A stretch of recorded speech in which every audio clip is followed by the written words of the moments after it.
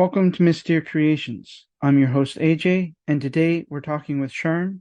She is a PhD graduate and instructor at the University of Fraser Valley, BC. Today we're talking about the Sikh religion and its history. We address current events and the plight of Sikh people, so viewer discretion is advised. Please enjoy, and I'll see you after the show.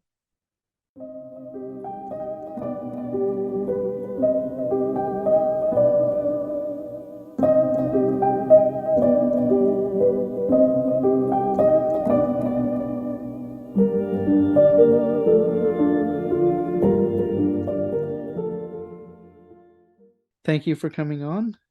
You're It's nice to welcome. have you. And it's Sharn. Yeah, so Shanjit is my full name, but I prefer Sharn, so you can call me Sharn. Okay. Can you tell us a little bit about yourself and what you do? Sure. So my name is Shanjit Kaur Sandhra. I've lived here in the Fraser Valley for about 30 plus years. I was born in the UK, but we came to Alberta first.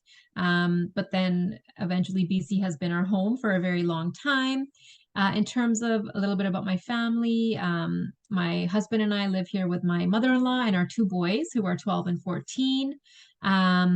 Just in terms of like my education and background, I just recently completed my PhD in history in the Department of History at UBC, and I'm the first Sikh person to graduate from that department with a PhD. And my dissertation looks at museums as spaces of belonging. Yeah. So I'm really interested in this idea of belonging from a perspective of race and anti-racism in particular. Yes. I've been doing museum curatorial work at the Sikh Heritage Museum in Abbotsford, which is a National Historic Site of Canada, a fully functioning Sikh sacred space, or Gurdwara as well. I teach sessional as well in history at UFE in the Fraser Valley and UBC as well when I do get sessional offerings. And then I have a consulting company called Belonging Matters Consulting. And so through that consulting company, I do a lot of different sorts of like anti-racism training, keynote addresses, and curatorial work with different organizations. So many different things. Yeah. That's wonderful. Yeah. When you're explaining Sikhism to others, you basically you come from the standpoint of how Sikh people have been accepted into Canada. Yeah, basically. Yeah, my knowledge really does come from like Sikh history in British Columbia in particular. That's a lot of what my research um has been in and my work has been in, including my museum curatorial work. So I really do look at BC Sikh history as well. Through that, I've become more involved in looking at like Sikh from a religious perspective, like the Sikh scriptures, our history, and then tying that to our history here in BC for sure. Well, that takes us to our second question. Can you give us a brief explanation of Sikh religion? Yeah, absolutely. So the Sikh faith is a fairly new faith. It was founded in the 16th century or 15th century, actually, I should say, so the late 1400s. Today, it is the fifth largest religion, I believe, in the world. And I say that with also an understanding that that is quite a big number, right? Like that means that there are actually quite a lot of Sikhs globally across different countries. But the founding of our faith came at a time in medieval, like during medieval times, right? 15th century India. And if we think of 15th century to give it to a context in terms of globally what's happening, right? Like Shakespeare was writing in the 15th century. Vasco da Gama was doing his travels in the 15th century. So when I say medieval global world, this is the setting that our first guru or teacher discovered this faith, created this faith, what would later be called or named or codified, institutionalized as today what we call Sikhism or Sikhi. And so that teacher or our guru was Guru Nanak. So Guru Nanak was born, I believe 1469, but don't quote me on that. I may have to Google search it after, but 1469.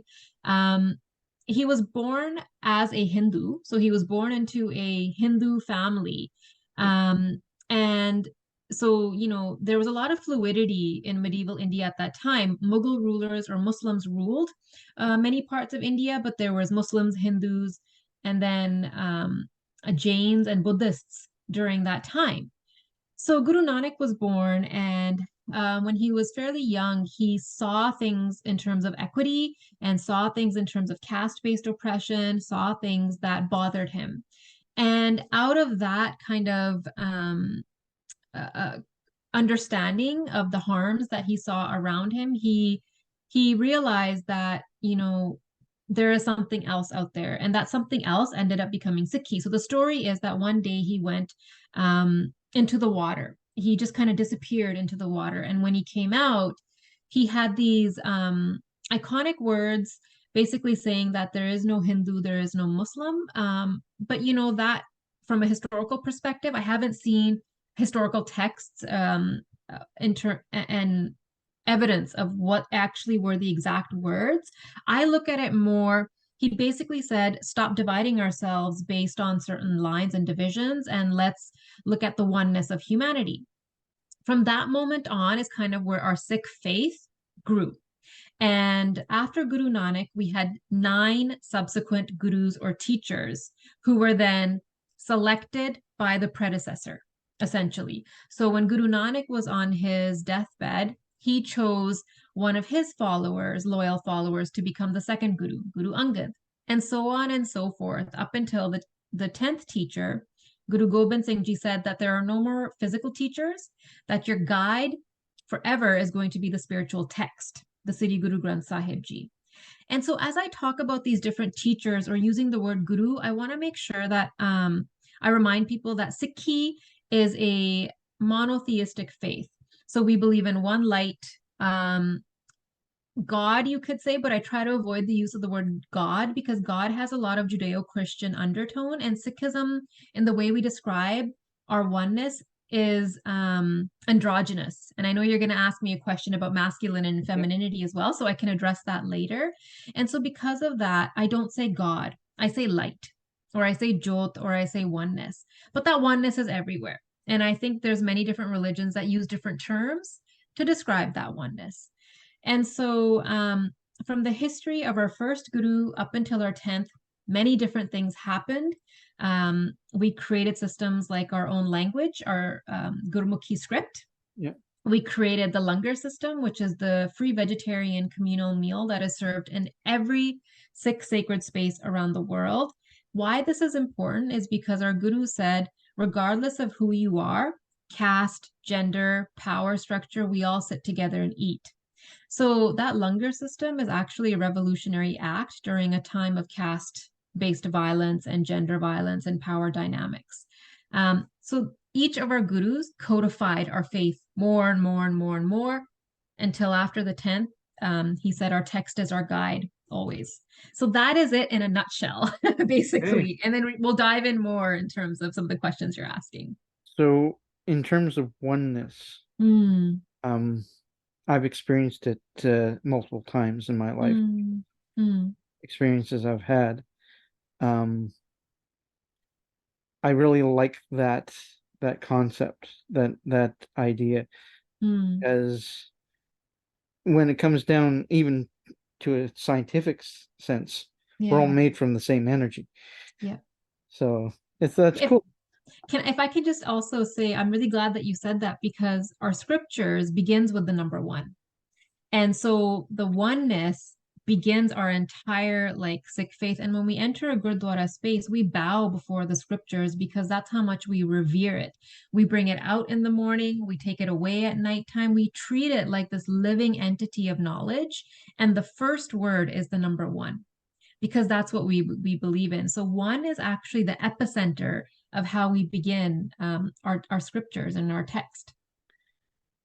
Can you tell us a little bit more about Guru Nanak? Yeah, so as I mentioned, Guru Nanak was born into a Kshatriya, I believe, caste family as part of the Hindu faith. And I think they're the merchant caste, so the business people. Okay. And growing up as a young man, he always questioned things. So he questioned the status quo. He questioned class structure, caste, as I mentioned many times. And an example of, how he challenged is there's a story that his dad gave him a certain amount of rupees, maybe it was 20 rupees, maybe less, to say, I want you to take this money and make it into a business venture. Take this money and make it, accumulative, make it prosper more. And what Guru Nanak did instead is feed the Hindu sadhs, like the Hindu, you could call them not quite priests, but like they were nomadic spiritual people. Okay. So he fed people around him. And that's just a small example of how, from the get-go, he was about humanity and questioning greed, questioning some of those vices that we talk about. And his sister was actually the one who saw this light within him, saw this questioning of the status quo within him. So from even a feminist perspective, right? Like the first person to really see the light within him was a woman. And our scriptures actually, through his lens, challenge a lot of gender-based constructs that existed in medieval 15th century global world.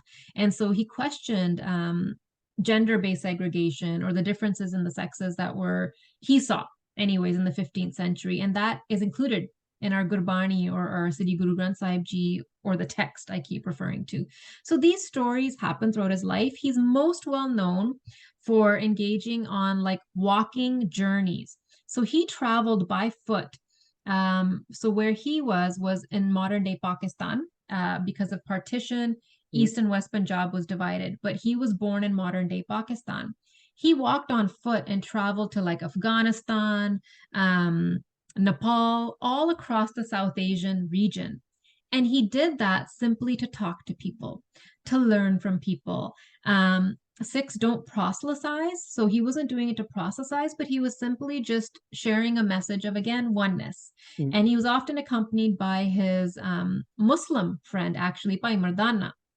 So he was accompanied by a dear friend and follower of his who would often play an instrument. And so he would, just sit amongst people and talk. And so there's an incredible book done by a man who kind of follows his whole entire travel and journeys. And so that's what he's most kind of well known for as he began to codify the Sikh faith. So that's a little bit about Guru Nanak. Wonderful. Do you know what the name of that book is? Yeah, it's called it's by Amardeep Singh, A Lost Journey, I think. I could probably send you the link. He's even done actually a 5-part film series about Guru Nanak. Yeah, and I think it's in English. It's beautiful, following those journeys. Excellent. Yeah, I'll send you the link. I'll put all of that into the notes. Oh, good. Okay. Sounds like a very interesting person. Yeah, absolutely. And well, humanitarian, it comes again and again by feeding instead of building on his wealth, he gave that wealth to the people so that they would eat.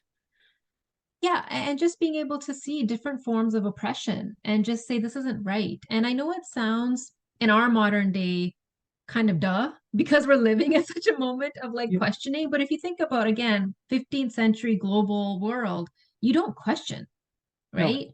And so people who question are seen as radicals, as revolutionaries. And I think that's a warranted language to use for people like that.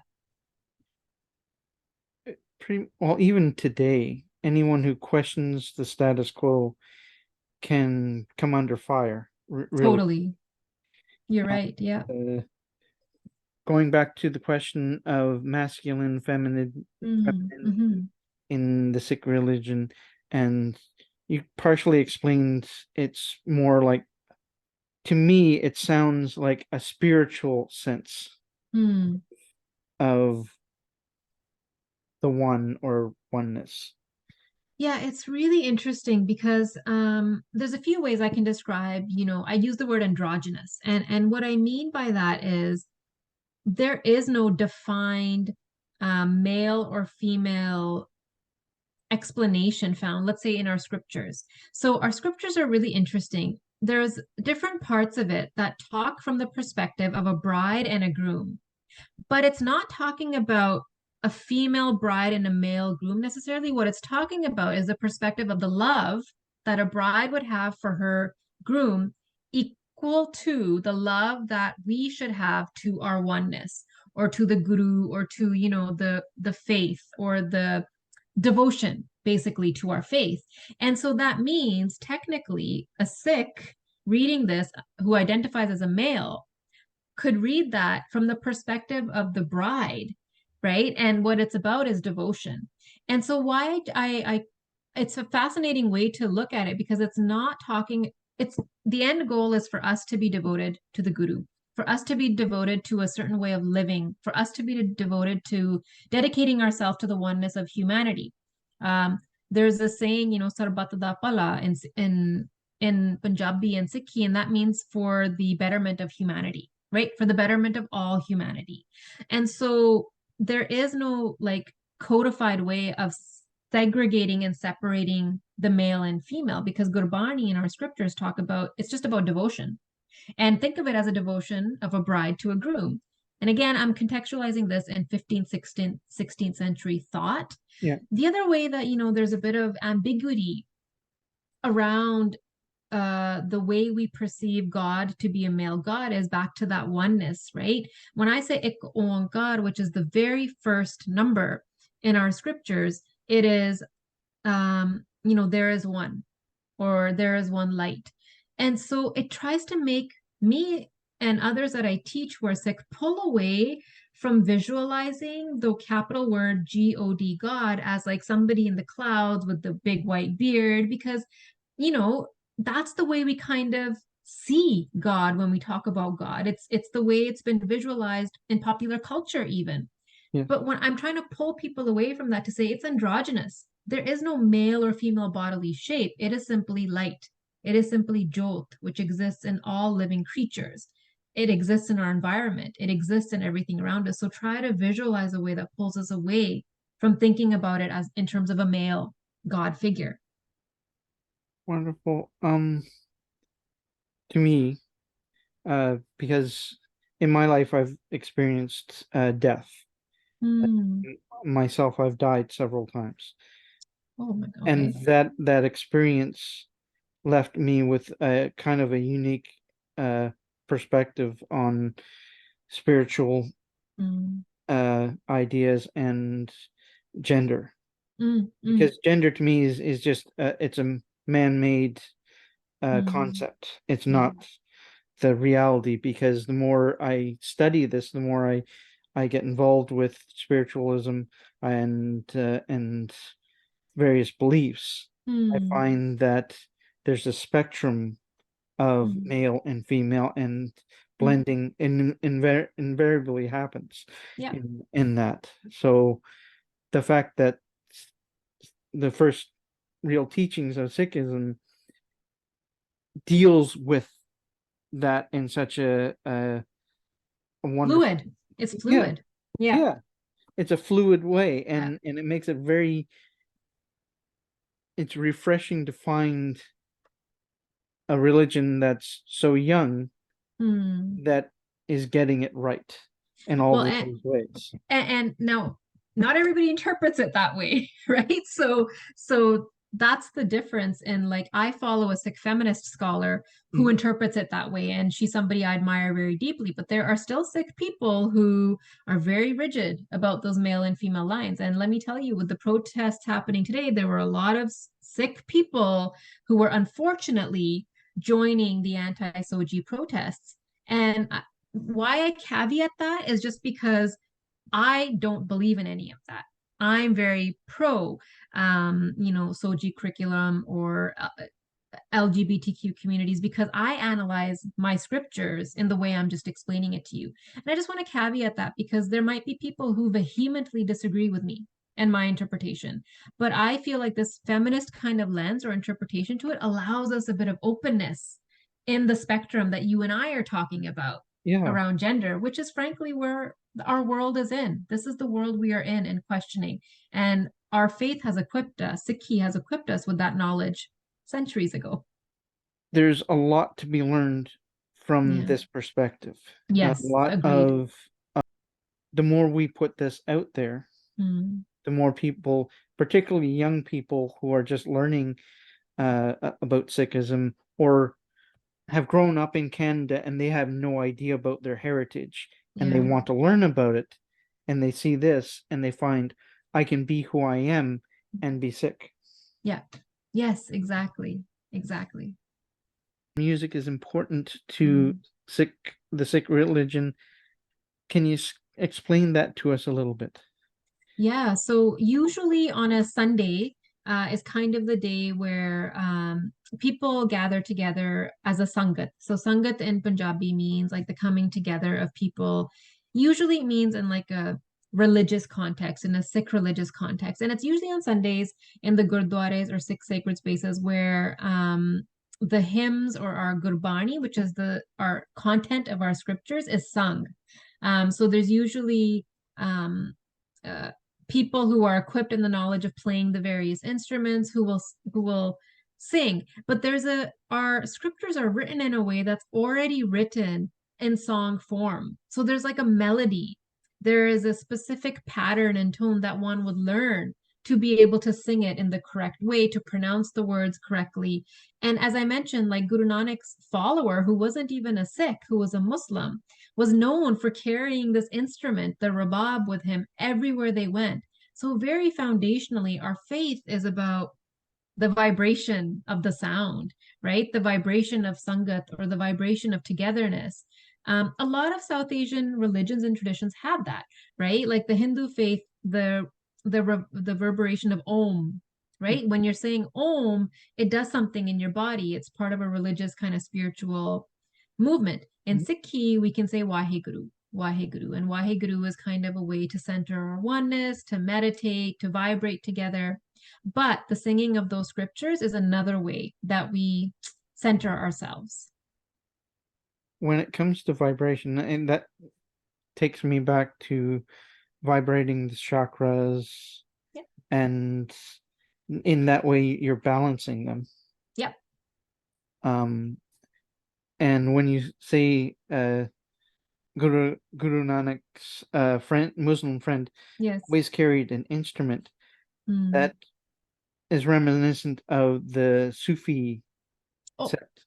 So Sufis actually wrote in our text, which I didn't mention. So Muslim Sufis contributed to the Sri Guru Granth Sahib Ji, as did Hindu Bhagats. So Bhagat was another way of like a traditional singing, as did our Sikh Gurus, as did other Sikhs. So our text, as far as I know, is the only interfaith contributed religious scripture in the entire world, right? Like, so we're bowing before the text that is contributed by people of different faiths.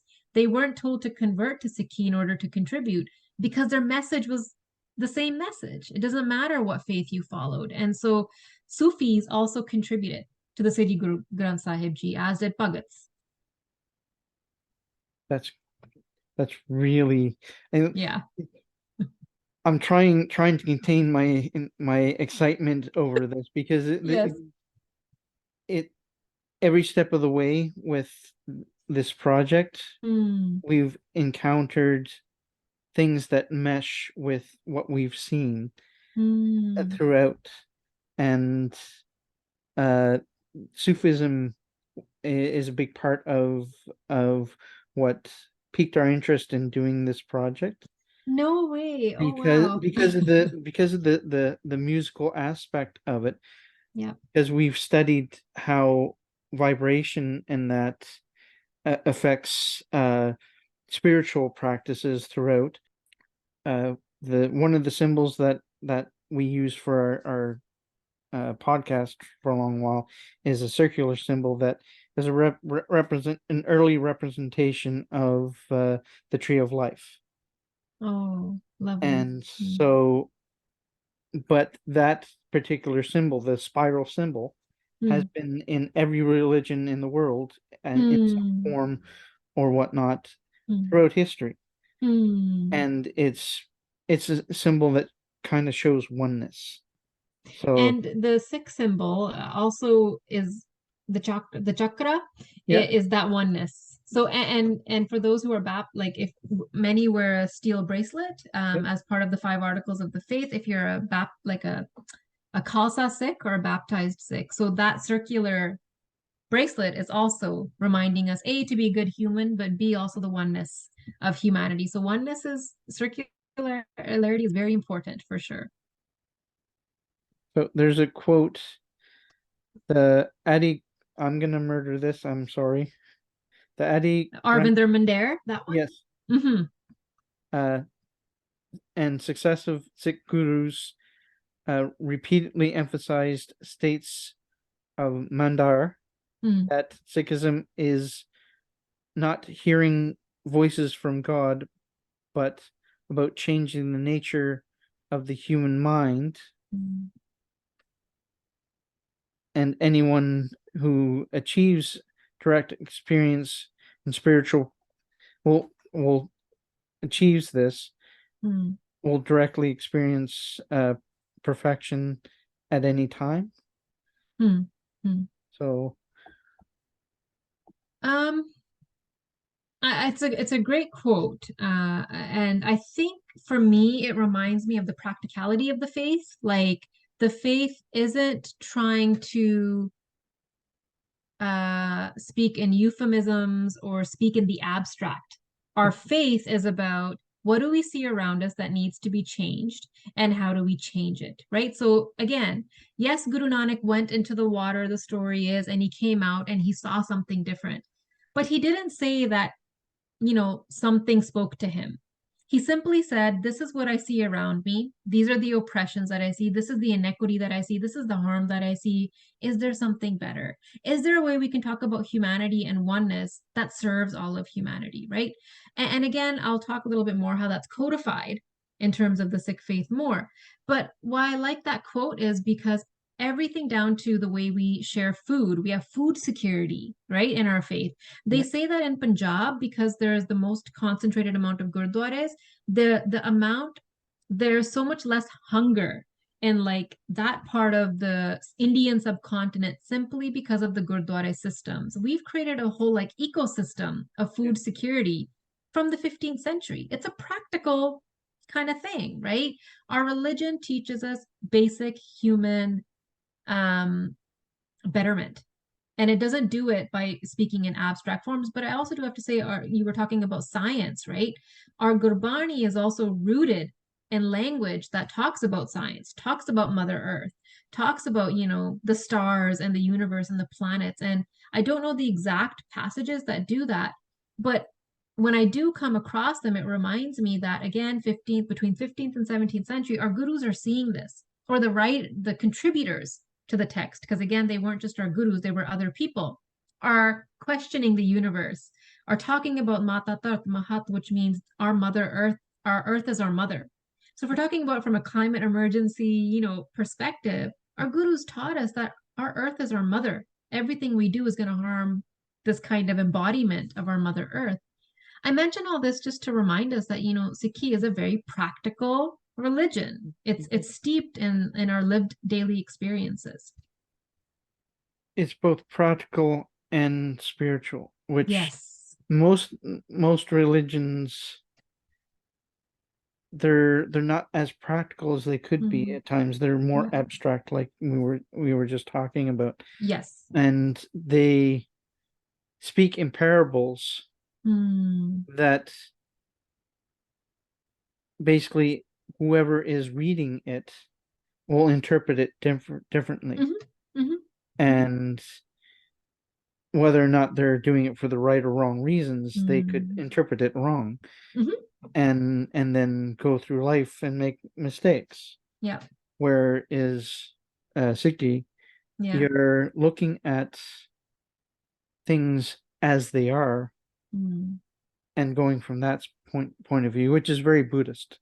Yeah, I could see a lot of overlap between that for sure. What significance does martial skills have in Sikhism?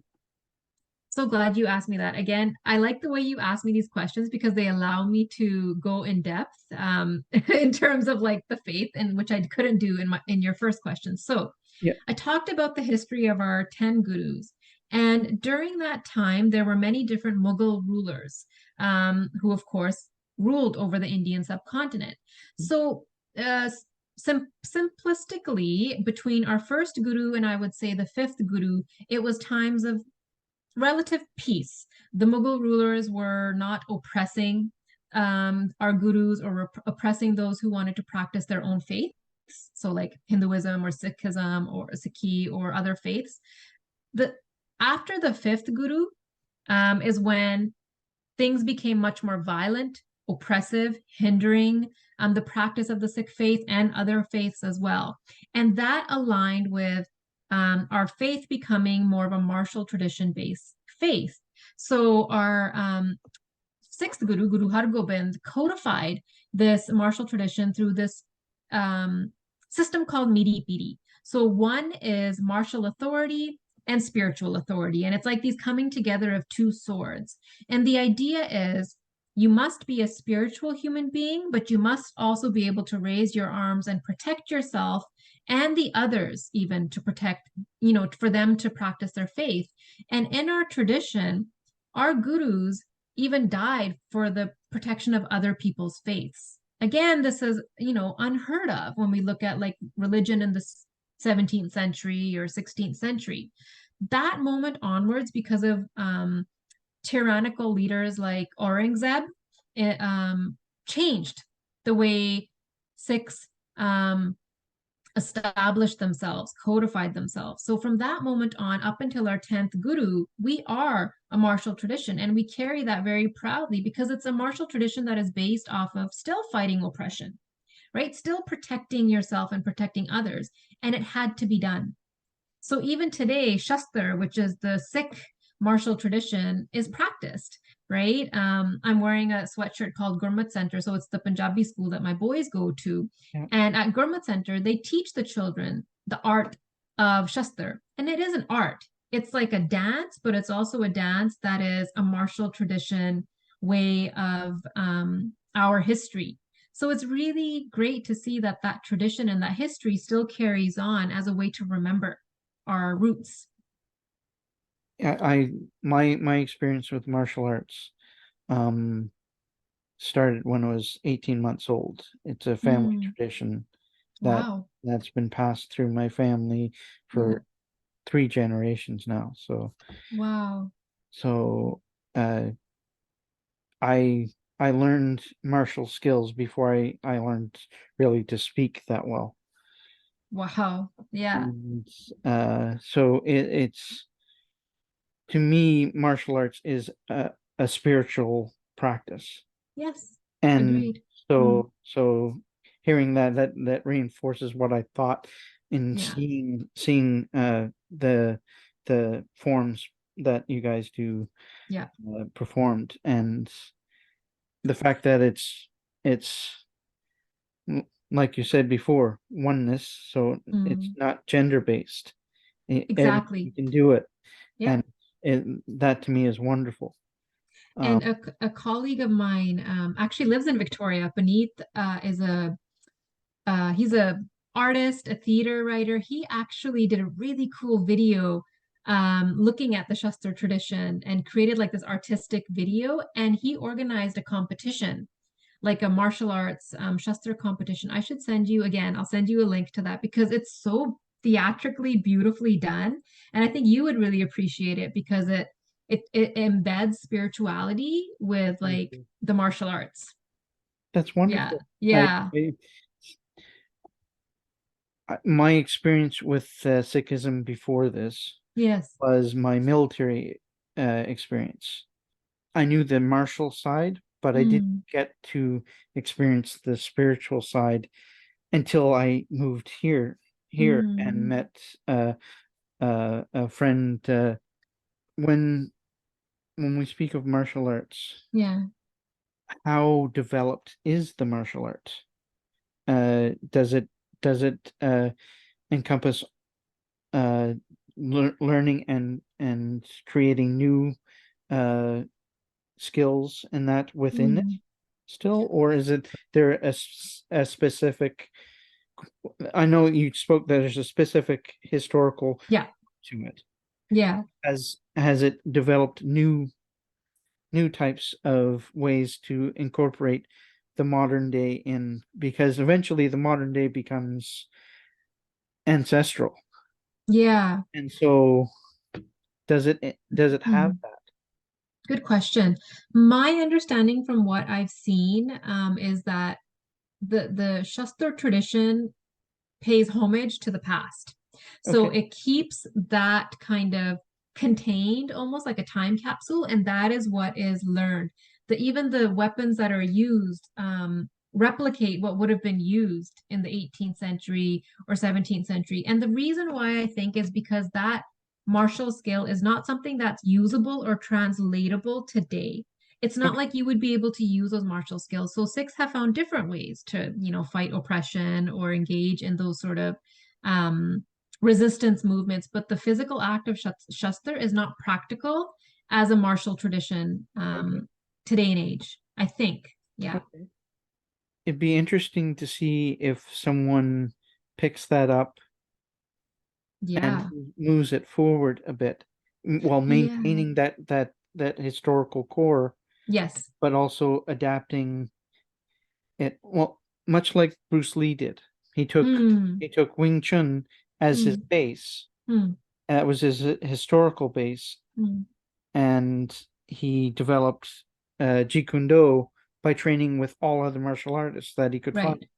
Right. That's when I look at the Sikh religion, it basically seems like uh, Guru Nanak went Mm, to all over and learned mm, from other people and mm, brought all of that together into mm. what the Sikh religion became. Yeah. What would you wish someone to learn about the Sikh religion first, and how how would they go about that? Oh, I love this question. So there's a campaign that has been going on for years here in, let's say, British Columbia, because we're recording here in Yeah. BC, and it's called Ask Canadian Sikhs. So hashtag Ask Canadian Sikhs. And the reason why this has been happening is because there is so much misinformation or misunderstanding, or frankly, xenophobia or racism or Yeah. just hate against Sikh people. And so I would really, really, even today, right? Like with what's the prime minister announced, right? Like the Sikh man was potentially allegedly killed by somebody from the Indian government. The conversations that I'm seeing still continue to question the Sikh man, right? Who he was, what he stood for, what he believed. And it really hurts me because everything we're talking about today is what Sikh is and Sikhi is, and the Sikh tradition and the spirituality, including the martial tradition. And people, Canadians, still don't understand that. So if there's one thing I wish people would take the time to understand is what our faith is, what we believe in, right? And even the something I didn't mention was the codifying of our faith through the Khalsa. So the Khalsa means those who are pure, again, male or female, right? Our 10th Guru created the system of the Khalsa to completely eradicate caste-based distinctions. That's why a lot of Sikhs have the last name Singh or Kaur and nothing else after that. Those who choose to completely get rid of their last name, because your last name attaches yourself to a certain caste, Yeah. right? A certain caste based in India. Yeah. He codified something and said, if you are a baptized Sikh, again, I'm using the Judeo-Christian language because I don't have an equivalency, Yeah. but if you are a Khalsa Sikh, you adhere to the 5 articles of the faith. You keep your hair, you wear a turban, you wear the small dagger, you wear the bracelet, you wear the wooden comb in your hair, and you wear the undergarments. Each of those 5 Ks are connected to a specific discipline, rigor, spirituality, and principle of purity. That is something people don't understand. So, for example, people misinterpret the kirpan, right? The small dagger that Sikhs wear. They think it's a marker of violence and make Sikh people violent. What people don't realize that that's supposed to never be used, but it's supposed to be a symbol of us fighting oppression, right? Little things like that completely shift the way people see our history and what we stand for. But yet there's so much misinterpretation or again, harm that is brought up on Sikh people's bodies because of that codification and the articles of the faith. So like men wearing turbans or keeping their beards, there's a lot of harm that is put upon their bodies because they choose to keep those articles of the faith. So I wish people would take the time meaningfully to understand that. That reminds me of something the NDP leader Jagmeet Singh talked about. He said that when he chose to run for office, that someone told him that wearing the turban would be a detriment to him actually getting office. Yeah. And to me, that would have been that was an injustice. Yeah. Being able to present the world who you are is important. And when people try to oppress that, that's a reflection on them, not on the person they're oppressing. Yep. And so we need to fight that situation. And that's why we're doing this interview, because how best to fight it, but then by educating people, providing them at least the basic knowledge of who Sikh people are, where they come from, what the standpoint of their religion is. It's, to me, talking to you, it's more than just a religion. It's a whole way of being. Absolutely. Perfectly said. Yeah. Is there anything else you want to add to the conversation? I think there's so much left that we could talk about, but again, I mentioned briefly kind of what happened in 1984. So when we talk about like Sikh history, I also want to remind people that a lot of Sikh people have pain and trauma as well. And so that trauma could begin perhaps in 1947, looking at the history of partition, and then 1984, looking at the genocide against Sikhs in India. And so again, what I want your listeners to understand is that, like, I'm an 84 baby, right? Like I was born in 1984. So we carry that history, that trauma, that pain here. And it doesn't mean that we walk around, constantly upset or miserable. What it means is there may be times and moments where that pain is elicited, right? And we as a community are feeling it. And I just want people to understand that Sikhs are a minority religion in India. Here we are very lucky that we have a very rich, vibrant history. In fact, there are more Sikhs in powerful positions and more Punjabi speakers here than in India. So I want people to kind of wrap their heads around that, to understand there's actually more of us here as a community than in India. So again, it makes people rethink the way Sikh people are distributed across the diaspora. But there are Sikhs all over the global world. There's Sikhs in Brazil, there's Sikhs in Australia, Denmark, you name it. Sikh people exist. And I just want people to kind of expand their understanding of where we are and the stories we carry. I've seen some rather heart-wrenching films on partition. Oh yeah. And I've experienced some situations that caused me to question the colonization efforts of even Canada, because Canada in recent times, I've looked at it and because I'm just learning about who my people are. Yeah. And when you talk of trauma, there's instances of that drama being infused into their genetics. And it comes out as just quirks of the body, like certain things that they can't handle. That sort of thing. Stressors that normally people just, they'd be able to shrug off. Others, they just can't. They have to work through it. And as a spiritual person, when you work through trauma, it's very difficult to do that. You don't want to do that. Mm. But if you're looking to cleanse yourself, that's pretty much what you have to do. It's in Mm. in our background. Mm. I dance around it because a lot of people are against who we are. We are pagan, Okay, okay. I was and actually going to guess that. Okay. uh, but we're more animistic Okay. in our thought form, Mm. Mm. Mm. and so we've had a lot of oppression in just that. Totally. Yeah. And so when you look at the Sikh religion, you guys, even today, there's a Yeah. genocide happening Yeah. in India Yeah. again Yeah. because someone at the top said, "Oh, Mm. Hindus are the only religion, so Yeah, wipe out exactly. everyone else." Yeah, exactly. And Exactly.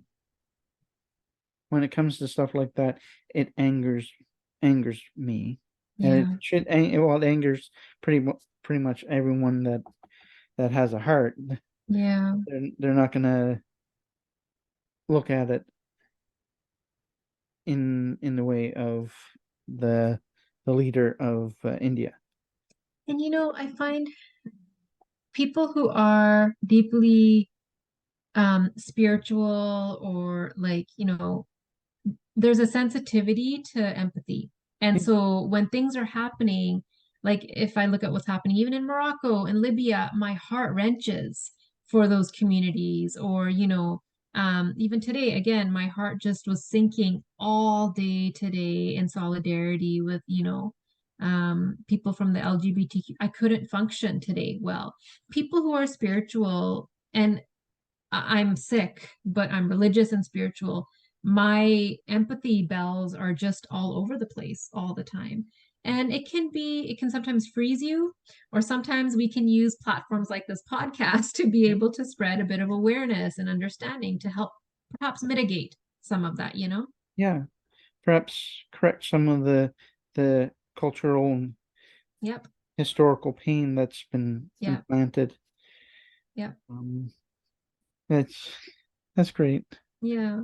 Um, is there anything you'd like to promote? I do so much, so it's hard for me to like pin down any promotion. I'm currently working on an exhibit looking at caste in the Sikh diaspora and here in BC. We're launching at the Burnaby Village Museum in March, and it'll be up there for about 6 months and then traveling all across Canada. So perhaps if people are really interested in this thing called caste that I keep talking about, definitely keep an eye out for that in the Burnaby Village Museum. It's something I'm very proud of and excited about. Otherwise, just you can find me on Twitter and see what some of my beliefs are and my spicy personality, and just pay attention to what I advocate for. Excellent. Yeah. Um, I have a question. Would you like to Yeah. know more about the history of Sikhs in Canada with me at some point? Yeah, absolutely. Sure. Thank you very much for coming on with me. You're so welcome. Good to meet you. And I'm glad we got through the questions. I hope you didn't feel rushed, but happy to do this again next season for sure.